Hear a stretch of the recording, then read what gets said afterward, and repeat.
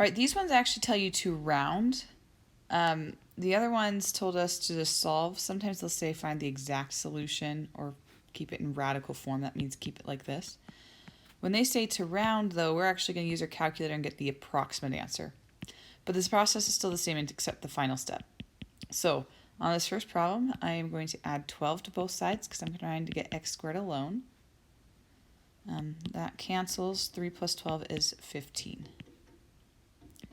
Then you take the square root and don't forget the plus or minus.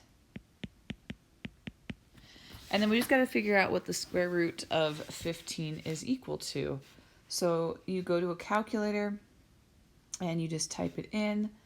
And I've typed it in and I get about 3 points. And we're going to the 100th place, so 2 numbers after the decimal. And there's your answer.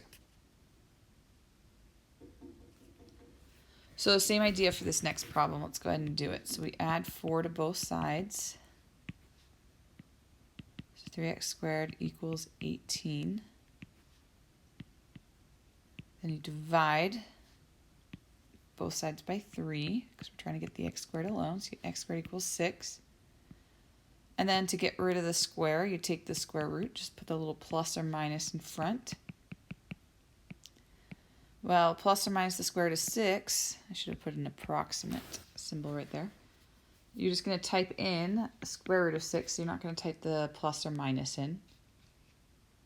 So just square root of 6, and you get about 2.45.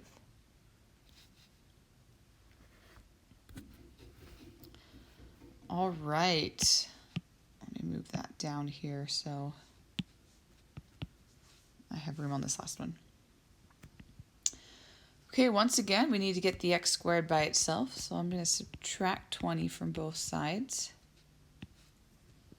So negative 4x squared equals negative 2. I'm going to divide both sides by negative 4. That gives you 1/2, or you can write 0.5. Either case, though, now we're going to go ahead and take the square root to get rid of the square. You're going to put the little plus or minus in front. And then you're just going to type that into a calculator. And you should get about 0.71 if we go to the 100th place.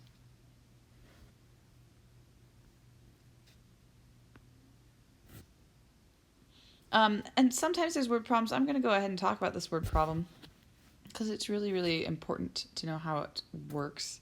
They're not that hard once you get past the words. So they usually give you an equation, which they give us right here. So a ball is dropped from a window at a height of 81 feet.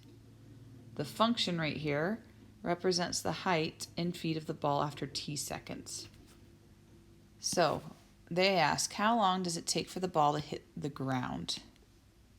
Well, the ground would mean that the height is at 0, because the ground means you're not even like a foot off the ground, right? Okay, so the height would be 0 on the ground. So what you're doing is you're just going to put 0 in for h, and then you just go ahead and plug everything else in. And then you start solving. So I'm going to subtract 81 from the other side. This time we're solving for a t squared, or t. Then I'm going to divide by negative 16. Now, when it comes to word problems, they almost always want it in approximate answers. So I'm not even going to simplify that.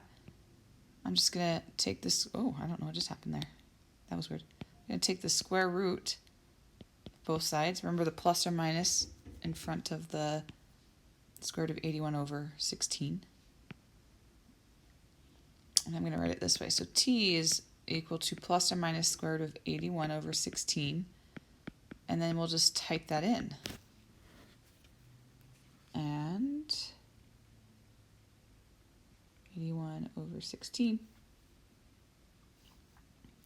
And actually, this is not approximate. That's great. It's because 81 and 16, I should have noticed that, are you can take square roots of each one. So 81, the square root of 81 is 9. The square root of 16 is 4. But if you had typed it in, that's fine. You'd get 2 point plus or minus 2.25.